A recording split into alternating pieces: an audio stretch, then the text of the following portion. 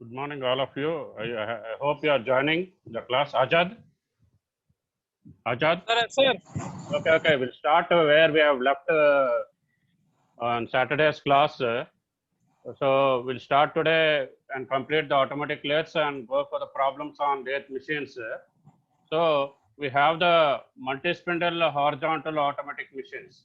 Already we have discussed this differences between the parallel action automatics and this one and the progressive action automatics. So just we'll go further. So you just try to say in parallel action automatics, the particular operation, the same operation is performed on each spindle simultaneously. So we have seen this one also in the differences, and many workpieces are simultaneously machined because there are many spindles. There are the spindles and a machine. So the spindles are arranged in parallel direction. Already we have discussed. That's why the name has come, parallel action automatics. And the work requiring for the single or lesser number of machining operations is done best in these machines in the parallel action automatics, because the machining is can be performed in one position of the spindle. So that is not there in the progressive action type, because in the progressive action type, the particular the spindles are arranged in radial direction. Radial direction. So here different operations can be processed on each spindle one after the other in progressive action automatics. So that is the differences we have discussed, and we'll try to complete this in about 10 minutes time. So this is the gearing diagram. Already I have discussed. The spindles are there in the particular 4-spindle automatic lathe, where the spindle carrier is there. The spindle carrier will be carrying a number of spindles in the radial direction, and there's a central shaft which will be attached to the various other subshafts to provide a particular spindle speed, to provide a particular differential speed to the motor. So there's a motor and we have a belt drive. Whatever we can say the spindle speed we want, we can arrange that particular belt on that particular drive. So that is the gearing diagram of main drive in a 4-spindle automatic machine. So we have in the progressive action, you can see a workpiece is machined progressively from one station, in station after station. So you cannot go for simultaneous operations just like the parallel action, because the different operations can be processed on each spindle one after the other in progressive action type. So that is the thing. And here the particular all the spindles are housed in a spindle carrier. You can see that particular diagram, whatever diagram I'm just showing now. The arrangement of spindles, 1, 2, 3, 4 are arranged in a particular fashion. So we have that progressive action type. So the arrangement of spindles about the non-rotating and tool slide. So the tool slide is non-rotating and tool slide. So it will not rotate, it will be stationary. The spindles, we can arrange whatever operations are there. We can arrange the tools in a particular spindle station or a spindle and try to perform the operations one after the other. After the operations are performed in the first spindle, we can go to the second spindle, then to the third and fourth.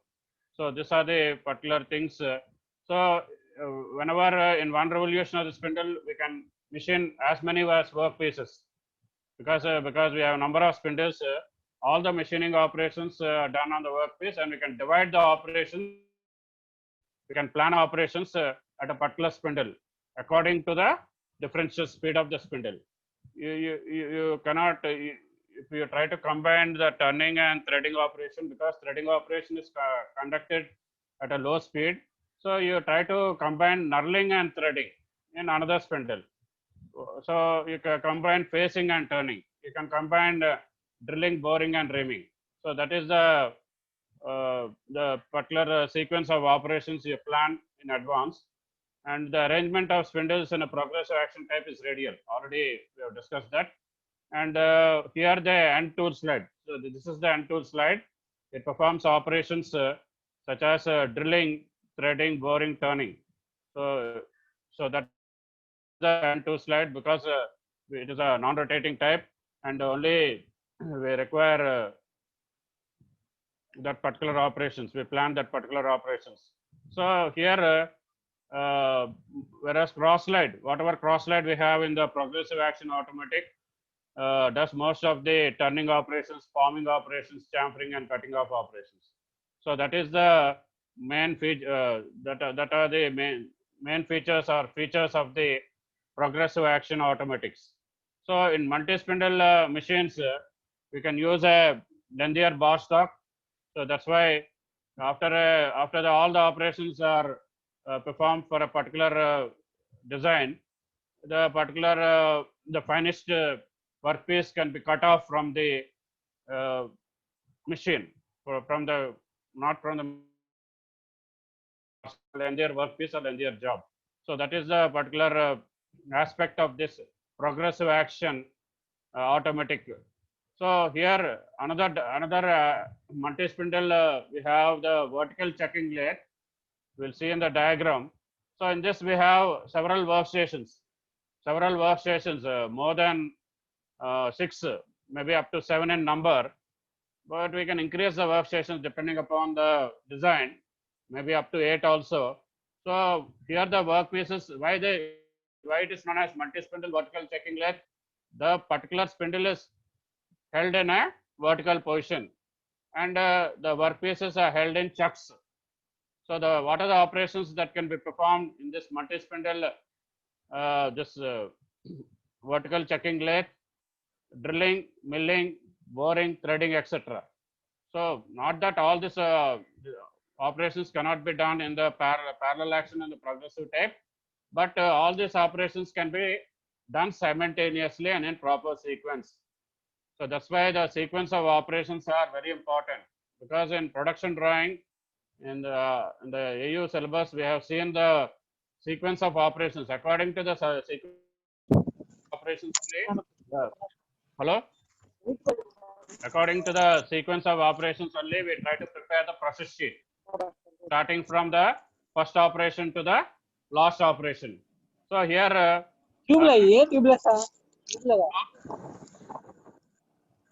and Chandrasekhar garu ఉన్నారండి? Hello, Azad Chandrasekhar గారు ఉన్నారా? Yes sir, ఉన్నారు sir. Okay, ఒకసారి వీలుంటే నా co-host వీలుంటే mute చేయమను, లేకపోతే నువ్వు చూద్దాం. మ్యూట్ చేస్తారు sir. Okay. So it is a high production machine when compared to the particular, we can say, the parallel action type. The multi-spindle vertical checking lathe is a high production machine. So when compared to this one, the progressive action type, we have the rate of production is moderate.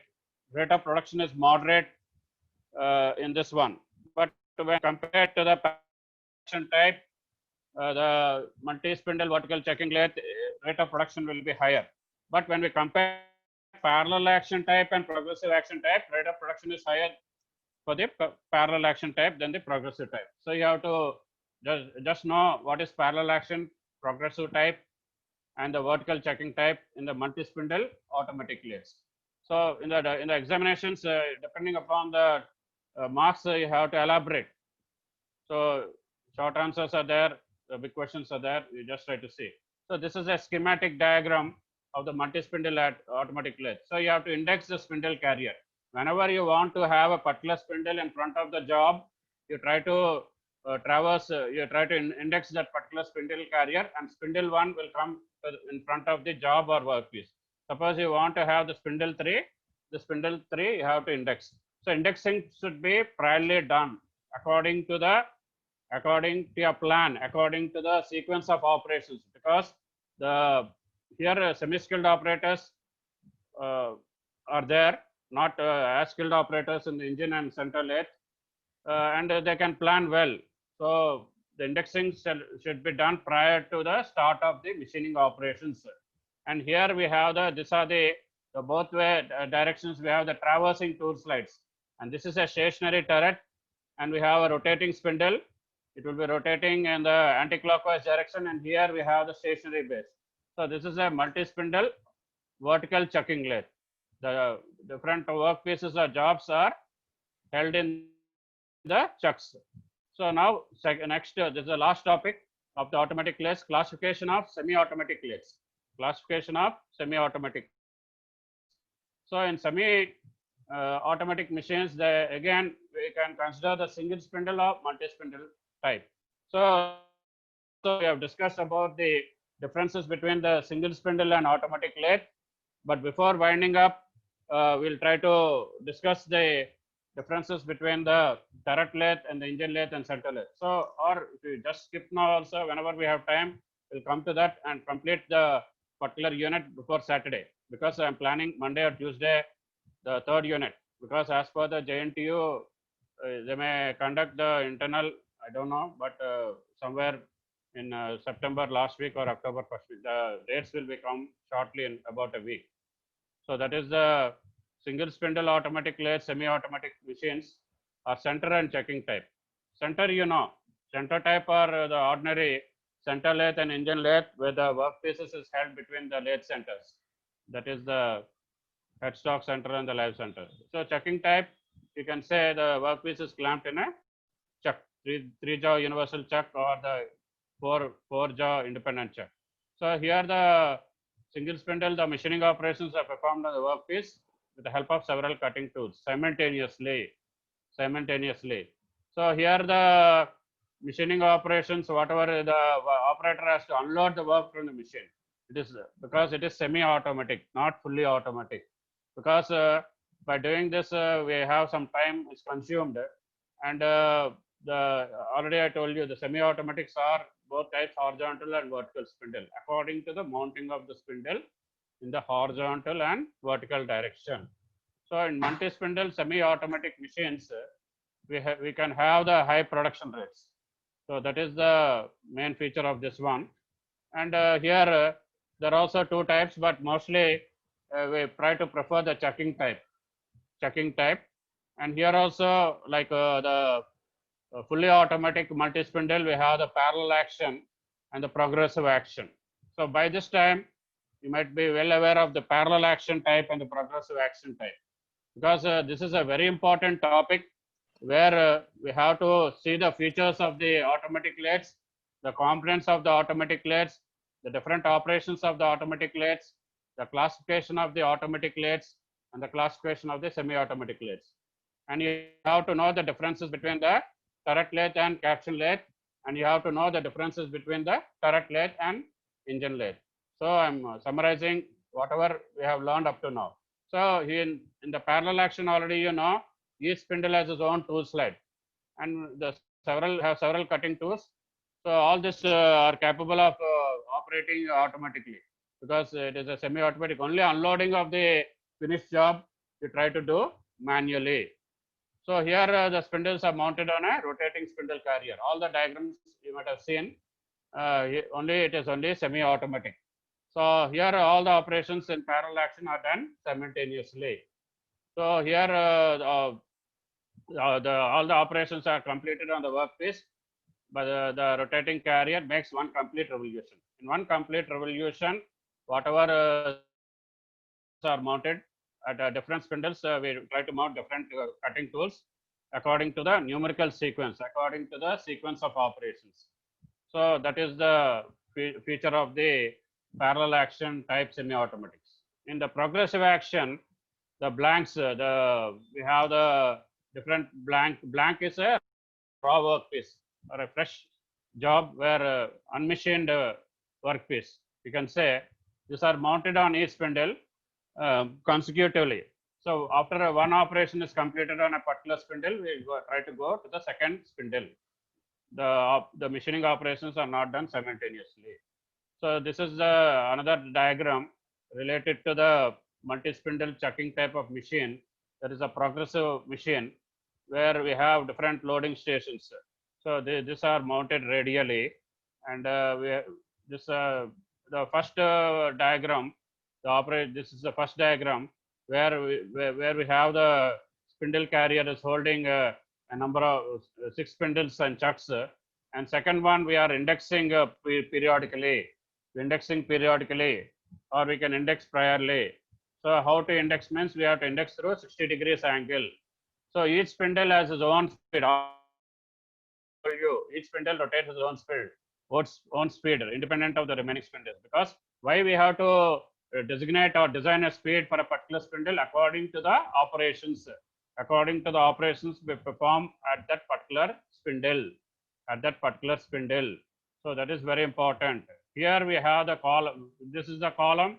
We'll try to discuss. This is similar to a particular vertical milling machine where we have the horizontal and vertical type. So in the vertical milling machine, we have the column and knee type and other types of machine. There we can discuss the column. We will have in the house construction also, because if you don't know a column and a beam, already might have discussed in the strength of materials also. A beam you have discussed in SM1, the whatever MOS1 and MOS2, or whatever names are designated by different universities. Is the beam column. So a layman, or not only an engineer, layman knows what is the difference between a beam and a column. So column 5, it carries the five tool slides. Whatever 5 tool slides we are showing here, it is carrying the particular tool slides. Tool slides are very important aspect of this particular multi-spindle progressive action type, and it is the vertical checking type. It is the vertical checking type of semi-automatic, because we have discussed the vertical checking type in the fully automatic also. So overall, we'll try to go for the differences. We'll just try to keep the slide because we have to go for a new screen share. And before going to this, we'll try to discuss the differences between the center lathe, the turret lathe, and the engine lathe. So what is the particular first difference? So in the turret lathe, we can provide a large range of speeds. That is the first one. So in the engine lathe, we cannot provide because we have a smaller range of speeds, and that is the first difference. So in the second one, the turret lathe, we have a turret head incorporated with the 6 tools. Turret head, hexagonal turret head incorporated with 6 tools, octagonal turret head with 8 tools, and a disc type turret which is accommodated with 14 such tools. 14. So in the engine lathe, you know, we have a tailstock. Only one tool we can have. Only with one tool we can perform the operation. Suppose you want to have another tool, so you have to stop the you have to go for machine setting with the second tool for another operation. So that is the second difference. So third difference is in the turret lathe, it takes less time to complete the machining operation. So naturally, because when we go from the center lathe or engine lathe to the turret lathe, and from the turret lathe to the single spindle automatic to the multi-spindle automatic, the machining operation is being drastically reduced. The machining operation is drastically reduced, the productivity is high. So that is the point you have to see. So in the engine lathe, it takes relatively more time to complete the machining operation. So here the parts produced are cheaper because we have higher productivity. Naturally, economics of metal machining, we already seen the products are the consumer can afford to buy at a cheaper rate. So here the products or the jobs work pieces, the finished work pieces are costlier in the engine lathe. So all these are different things you have to discuss. There are 10 to 11 differences, and in the turret lathe simultaneously more than 2 operations are possible, and except for the progressive action type. But in the parallel action type, you can conduct now the parallel action type multi-spindle or the whatever turret lathes also. All this are possible. And in the engine lathe, there is no such arrangement because we have a tailstock, not an hexagonal turret or other turret. So this is designed as a production machine, the turret lathe, because it is designed for higher productivity. And here different types of jobs, because batch production are different types of jobs, we can go for the engine lathe. And that's why the engine lathe is known as a general purpose machine, because it produces different types of jobs. And in the turret lathe, it is automated. But in the engine lathe, loading and unloading is to be done manually. But you can go for the engine lathe, that is the numerical control engine lathe or the lathe machine, where you can go for the automation slowly. And that particular, if you want to particularly change a design or particularly replace a particular turret or a particular component with a new design, we can go for retrofitting. What it is known as retrofitting. That is a key word. We want to go for modification of the machine tools or the machines. Not only a lathe machine, we can go for milling machine, drilling, and whatnot. So that is known as retrofitting. This word will come in computer-aided manufacturing and computer numerical control. That is CNC retrofitting. Previously, when CNC was invented, we tried to discuss the different aspects that controls different controls, starting from the manual controls to the automatic feed stops, where the feeding is automatic, and slowly the cams have come into picture. So different accessories like lathe accessories, we can change the design and go for the retrofitting of the particular machine. So all this, so less skilled operator is required in turret lathe, we know, and more skilled operator, highly skilled operator is required in the engine lathe. So initial investment is there, is more in the turret lathe, just like a CNC turret lathe or a CNC lathe machine or a machining center or turning center. Or that's why you can increase the productivity by as many as 100%, 800% in the machining centers and turning centers, the automatic machines or the automated machinery. So here the overhead charges are less, because these are not so costly as the turret lathes, engine lathes. So that is the thing. And finally, the headstock is heavier in the turret lathe, because it has to accommodate a wider range of spindle speeds. Because spindle speeds are more in the case of a wide range is there in case of a turret lathe. But in the headstock is lighter in construction in the engine lathe, because it possesses lesser number of spindle speeds. So we'll stop with this automatic lathes. So already I told you it is very important. You try to just concentrate on the different diagrams. Diagrams are very simple. Only you have to carry different tools, circular, whatever the things you know. By seeing that particular diagram, you have to plan your instruments to the examination, whether it's internal or external, and draw only with pencil. Already, definitely I'm telling frequently. So I'll stop the screen share and go to the new screen share, where we can start with the problems on lathe machines. And last topic is their theory. We just try to discuss in Saturday's class or Monday's class, and slowly we'll start with the third unit. So this may be simple to you, but in short answers is asking. So we'll start with the numerals or problems on taper turning. So screen sharing jarigindamma, Ajad? Ajad?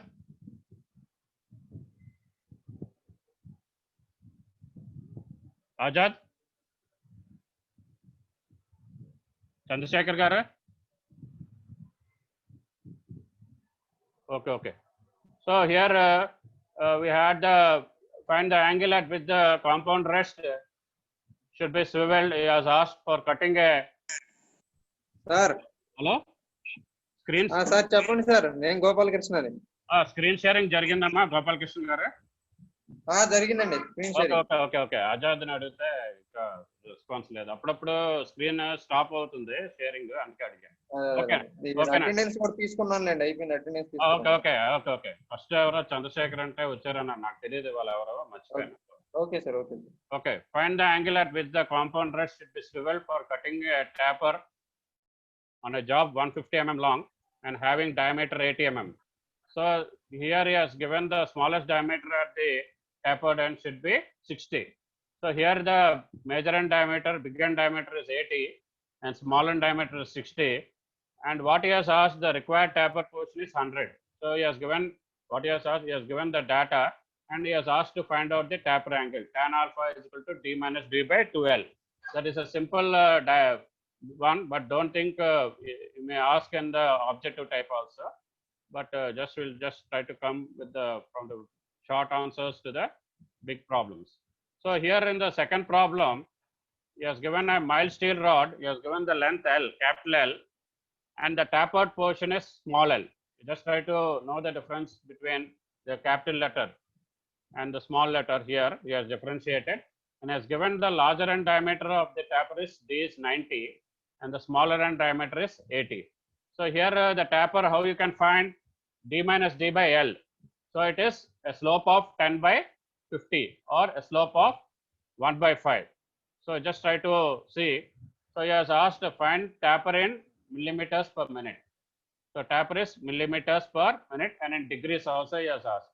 So what is the meaning of that one? 10 by 50 for a length of 50 meters, taper is 10 mm. So he has asked the taper in meters means 10 by 50 in meter means 1 meter is equal to 1000 mm. So 10 by 50 into 1000. So you are getting 200 mm per meter length. So in degrees is also asked. So what you have to do? You have to apply the formula tan alpha is equal to D minus D by 2L. Here small l, you have to see the tapered length. L is equal to 50. L is equal to 50. The bigger end diameter is 90. Smaller end diameter is 80 by 2 into 50. So all these are the simple problems, but people make mistakes when they try to take the length L. L is the length of the job, raw workpiece, but the tapered portion is 50. So you have to make out the difference between capital L and small l. So you have to give in degrees minutes.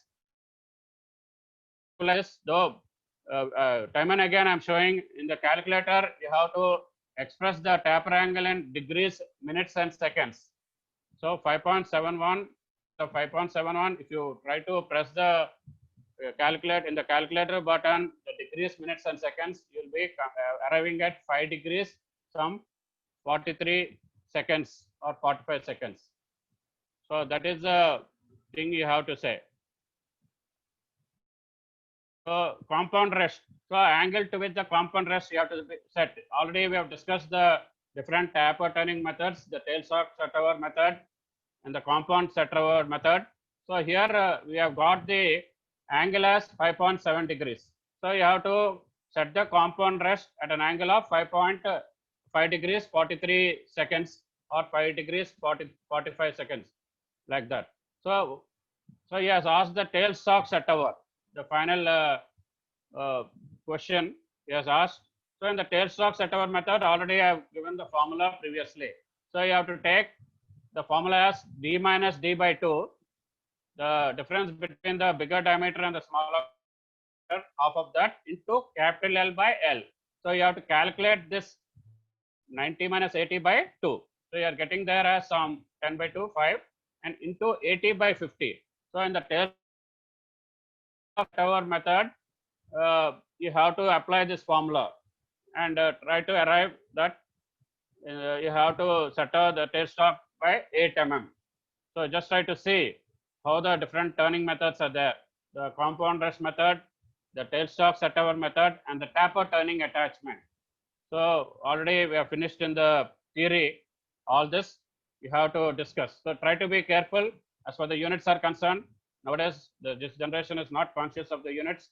They try to keep it blank, and the plain numeral, plain digit is given. So that's also an impression on the part of the student. So you have to be careful in expressing the units, the correct units, whatever length or degrees or any other thing. So we'll start with the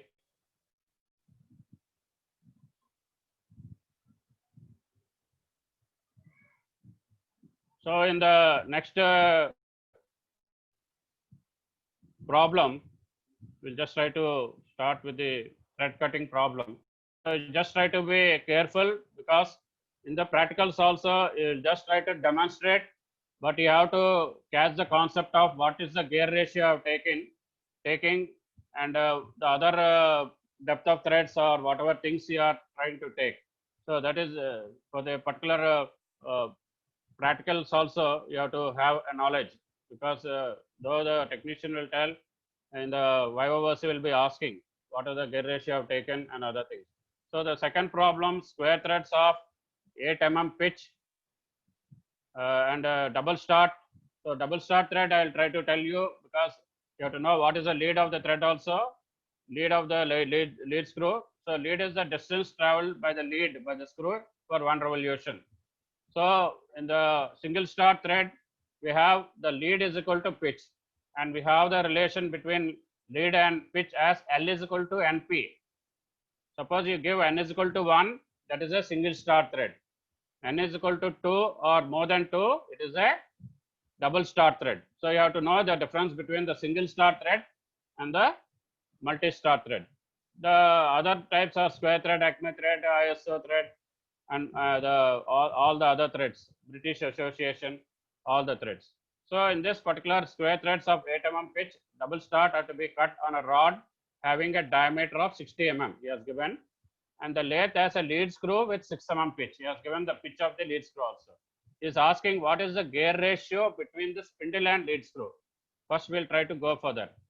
Second one, we'll try to discuss one by one. Depth of the thread he has asked to give 0.1 clearance. Third one, he has given the lead of thread to be cut. The fourth one, he has given the core diameter. The fifth one, he has given the helix angle at core diameter. And the fifth one, he has given the helix angle of thread. So gear ratio is nothing but it is the ratio of the driver by driven. So in that particular gear mechanisms, we have the particular driving gear and the driven gear. Driver is here, he has taken as 16 by 6, 16 by 6. So here driven, he has taken that square threads of 8 mm pitch. So 8 into 2, 6, 16. But driven means here's the particular lead screw pitch is 6. So 16 by 6 is equal to 8 by 3. So what you have to do here, you have to take that, you have to multiply with the same numeral, the denominator and numerator with 10, and you will get the stud gear driver. I want to tell that also. Driven is always the lead screw. Driver is the stud gear. So you have to know the types of gears also. As a precaution, what is a helical gear, bevel gear, stud gear. So all these are very important aspects you have to discuss. Why has taken the 0.1 clearance? That's why you have to take some suitable value for expressing the gear ratio. So whatever it is, if it is 8 by 3 or 80 by 30, it's one and the same. So just try to see that. So next one, he has asked the depth of the thread. So these are the small problems you can ask in this unit also. So depth of the square threads is pitch by 2. So what is the 8 mm pitch? So 8 mm pitch by 2. Depth of the threads is half of P, where P is the pitch. It is the what? It is a distance. It is a distance, radial distance between the adjacent threads from a point on one thread to the point on the adjacent thread, the pitch. So half into 4 mm. So what is the length of thread to be cut? So this is not over, but we just try to see. So since he has asked the particular 0.1 mm clearance, so you have to add that 0.1 to this depth, because you cannot get exactly, suppose you want exactly 4 mm, that is plus or minus 0.1 you will get. Either you will get 3.1 or 4.1. So everything you have to have clearance, just like you have studied in the casting processes in this one, whatever clearances are there, shrinkage clearance, the other clearances are there, you might have studied. So all the clearances you might have studied, or the clearances you have to adopt on a die. So that is the thing, 4.1. So lead of lead of thread to be cut, not lead, is lead L. It is given by small l. Small l is equal to NP formula. N is equal to number of threads. P is the pitch. So what is the length of pitch into number of starts? So here what is pitch?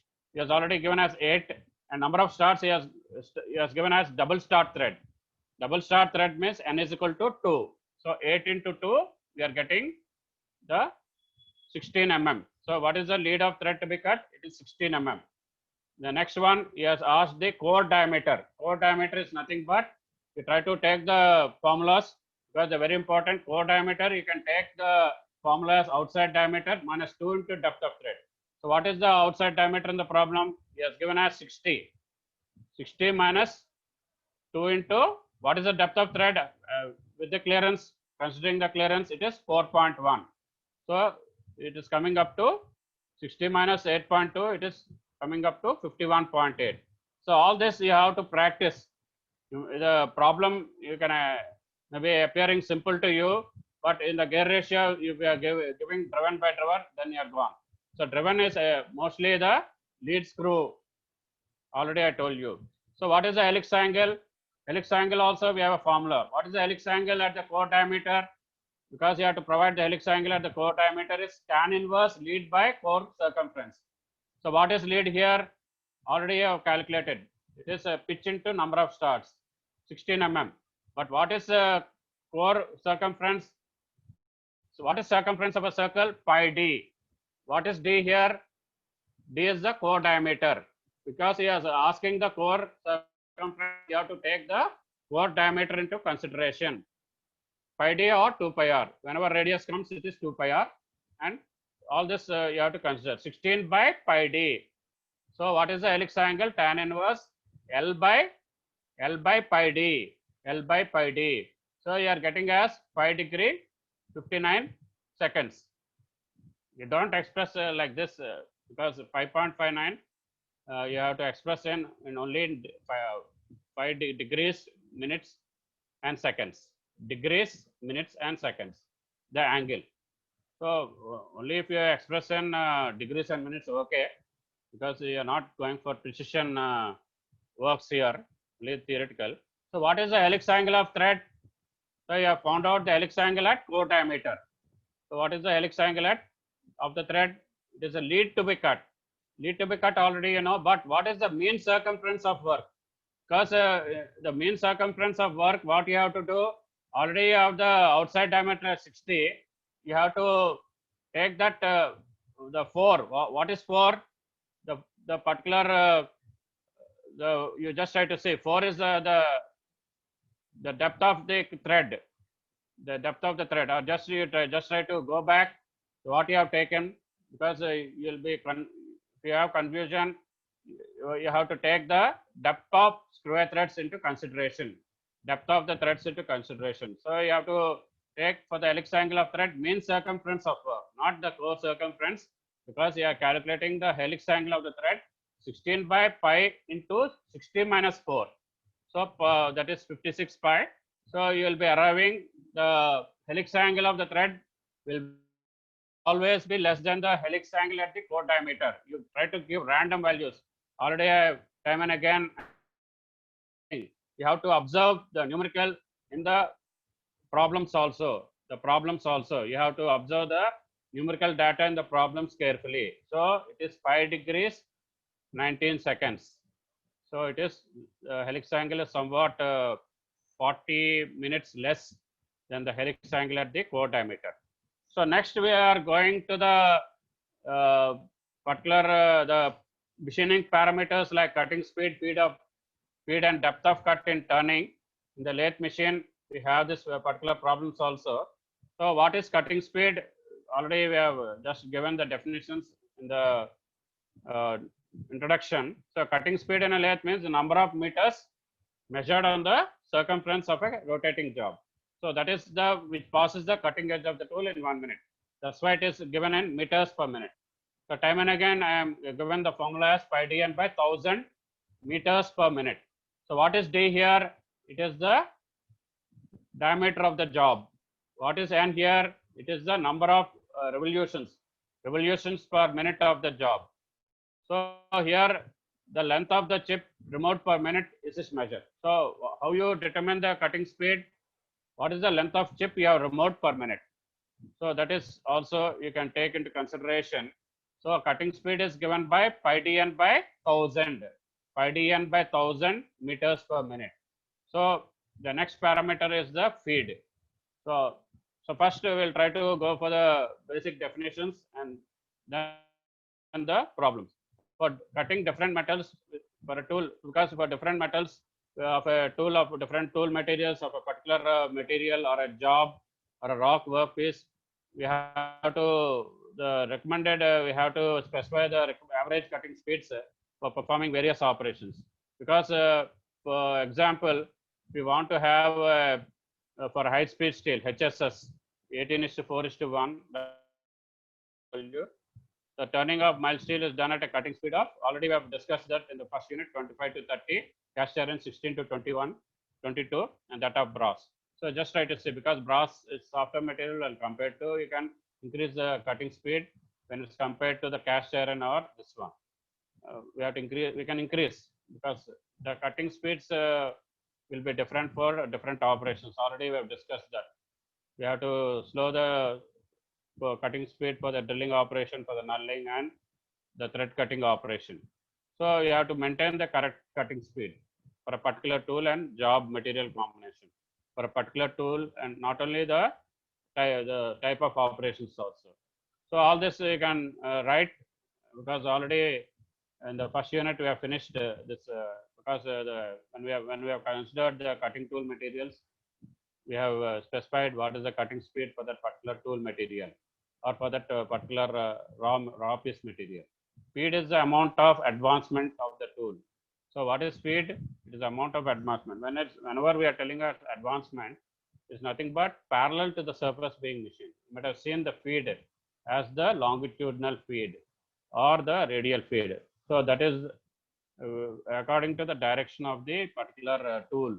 So feed it is usually given in mm per revolution. So feed can be given as mm per revolution. So the amount of feed, how you can determine the amount of feed, it depends upon the finish required, depth of cut, and rigidity of the machine tool. So what is speed? Speed can be expressed as capital L by NT. What is L? L is the length of cut. L is the length of cut. N is the speed in RPM. N is the speed in RPM. P is the cutting or the machining time. So be careful of the units. Speed is given by mm per revolution. So that is very important. On a lathe, what is the feed you try to observe? 0.3 to 1.5 mm per revolution for roughing operations, because you don't maintain the same feed for the rough turning operations and finish turning. You have to go for a lesser, you have to, because at the finishing operation, because you have to go for incremental feed in the roughing operation, you cannot go for more than more than 0.1. So 0.1 to 0.3, 0.1 to 0.3, because in finishing operation you have to go for the smaller feeds, not more than 0.5 or 0.3. So if I feed small f is equal to capital L by NT. So all this are there. So third machining parameter is the depth of cut. You know what is depth of cut? It is the advancement, that is digging in the radial direction, in a direction perpendicular to the job surface, or direction perpendicular to the surface being machined. So all these are definite aspects of the machining parameters for a lathe. So it is expressed as thickness. Depth of cut is given in what? In mm. So it's expressed as thickness of the chip of metal removed. So when one cut. So you can give as d1 minus d2 by 2, or in some of the particular in some of the textbooks you may take as capital D minus d by 2. And d1 is the initial diameter before. What is d1? Diameter of the job before machining or the raw workpiece, and d2 is the diameter of the machine surface. You have to take the average, half of the average of the this not average, the subtraction is there. So d1 minus d2 by 2. So all these are the things you have to require, and depth of cut depends on the amount of metal to be removed. amount of metal.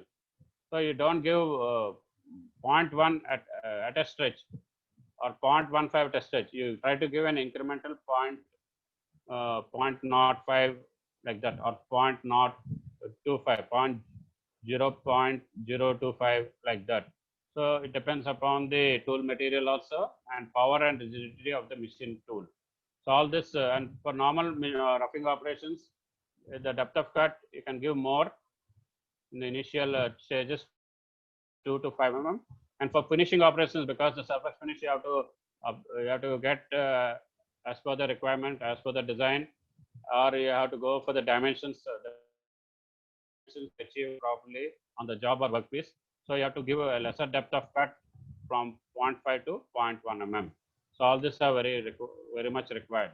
So the depth of cut depends on the material of the job also, because deeper cuts can be taken as soft metals. You cannot go for deeper cuts in harder materials. So that is also related to the material science. You have to know what is the hardness of different metals and try to go for soft metals.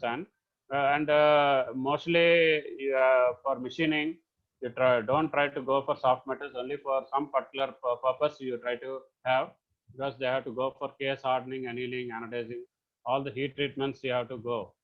Don't use any raw job or a blank in a softened state, because you have to check with the hardness, the particular hardness you have achieved for a particular material in HRC scale, or the Vickers hardness testing, the micro hardness testing. Mostly with the advancement of technology, mostly for composite materials and nano composites or nano materials, we have to go for micro hardness testing rather than the Rockwell and Brennan hardness testing. So metal removal rate. Most probably today we'll be learning the formula. Metal removal rate is nothing but this is the volume of material removed per unit time. So that is very important. And volume of metal removed is a function of what? Is a function of speed, feed, and depth of cut. So all these are very important. Whenever you have the higher values of this one, the higher will be the metal removal rate. So what is DI? The formulas are there. DI is the initial diameter, or you can give. Already I told you here itself. He has taken some time D1 and DI. So you just try to have your standard notations. D, small d is the depth of cut, F is speed, N is the RPM of job, V is the cutting speed. So what is the metal removed per revolution? Metal removed per revolution will be volume of chip having length pi di, volume of chip having length pi di, and cross sectional area. It is the length into cross sectional area. Volume is length into cross sectional area. It is cross sectional area can be taken as the product of depth of cut into feed. So what is the volume of metal removed per revolution? Pi di into small d into F, because volume is given in mm cube. So what is the metal removal rate? It is the pi di Fn mm cube per minute, because metal removal rate is expressed in the mm cube per minute. So in terms of cutting speed, how you express that metal removal rate? It is 1000 into V into D into F. 1000 into V into D into F, mm cube per minute. So what is V here? V is pi dn by 1000. Pi dn by 1000. Di is the initial diameter. So all these are very important. Metal removal rate problems. And the next one is the turning time or the machining time. How you calculate the, because you have to make here the problems may be confused in this particular examinations, whether the objective you just try to see how it's taking. So you try to take up the notations carefully. Capital L is the total distance traveled by tool. Total distance traveled by tool and feed direction in a single cut. But what is small l? L is the length of surface to be machined. So whatever length you have to machine, it is given by small l. But what is L1? L1 is the tool approach. How much length the tool is approaching? It is an mm, because length is just designated in mm. So what is L2? Over travel of tool. Because over travel also sometimes there, not sometimes, every time there in the machine machine is concerned, and what is D? Depth of cut. F is speed per revolution. N is the RPM, spindle or job rotational speed. And what is NP? Small n subscript p, number of cuts taken during machining. All these are given. Di is the initial diameter of work. Df is the machine or the final diameter. So if you try to see L1, L2, and L, you can see in this particular diagram. So what is L2? Over travel, where the machining is not taking place, because you cannot dig the tool into the job workpiece. That's why you have to have the over travel. After finishing of this machining, the traveling, because here it is the end. So this is L2 is over travel. What is L1? Tool approach. Tool is slowly approaching the job. So this is, so what is capital L? Capital L is equal to L plus L1 plus L2. What is capital L? It is the total distance by traveled by the tool in the feed direction. So you have to have a knowledge, basic knowledge of the notations, and try to understand this one. So all this capital Di, initial diameter of workpiece, capital Df, small diameter of the final diameter of the workpiece. This is a tool, this is the feed, and this is the, all this are lathe accessories we have discussed before. This is the driving plate, this is dog carrier, all this. So all this are, this is a mandrel where you have to support the workpiece. All these are the things we have discussed in the lathe accessories. So you have to calculate the machining time in turning like this. So capital L is the distance traveled by tool in the feed direction. Capital L is equal to, already I told you, small l plus L1 plus L2. So in a case of single point cutting tools, this L1 and L2 are negligible. That's why we write a word. But in multiple point cutting tools, we have to take into consideration the L1 plus L2, the approach length and the over travel. So what is the machining time? It is given by capital L by F into N. Capital L by, in the denominator, you have to consider the feed and the number of revolutions per minute. So machining time is given by per cut or per pass of tool, because in a single pass you cannot get the final dimension. You have to go for multi-pass machining or multi-pass machining, or in a case of welding, you cannot go for the bead width in a single pass. You have to go for the quality bead width or the joining of the two metals. All this are there, multi-pass welding. So all these are the things we have to see.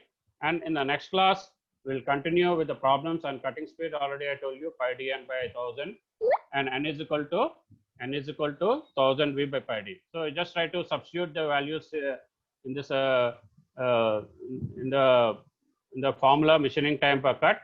L by f, this 1000 L by Fn, instead of capital N, you substitute this value 1000 v by pi di. So next class we'll try to continue with this formulas, and already we have come to the end of the formulas. And what is the total machining time? It is the machining time per cut into number of passes. How many number of passes we have to consider? So we'll just try to wind up, and machining allowance is di minus df by 2. So what is the, all these things we'll try to again discuss tomorrow, and we'll try to continue this along with a few problems. Tomorrow we'll do some problems, and whatever leftover topics we'll try to complete before Saturday. Okay, thank you.